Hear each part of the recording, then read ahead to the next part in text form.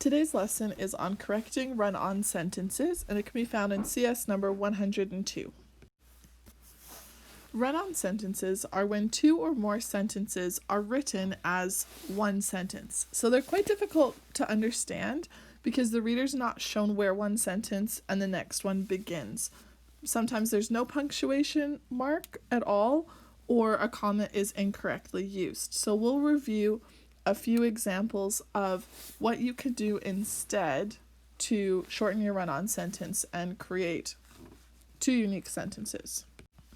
The first way to correct a run-on sentence is actually to divide it into different sentences. So for example, you could say, "You should come to the Yukon. It has many great attractions." So we separate it with a period and capitalize the first word in the next sentence. The second way that you can correct a run-on sentence is, as we learned in our previous lesson, to use a semicolon to join independent clauses. So it would sound quite similar, but it would look a little bit different. "You should come to the Yukon. It has many great attractions." The final step or strategy that you could use is to use a conjunction to connect the sentences. "You should come to the Yukon because it has many great attractions."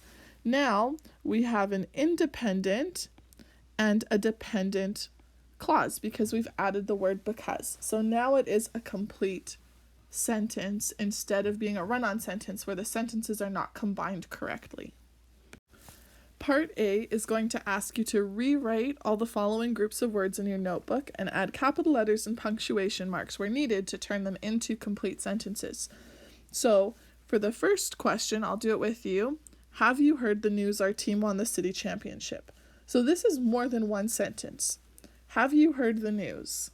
There's our first complete thought, our first complete sentence. Now this type of sentence is actually a question, so it could have a question mark after it, and then we would need to capitalize our team won the city championship.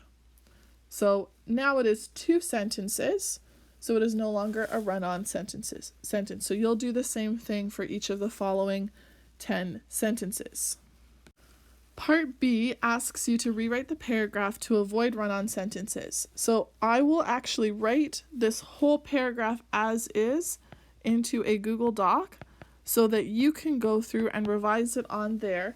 Please use all three different methods for correcting a run-on sentence so I can see that you know how to use all three strategies.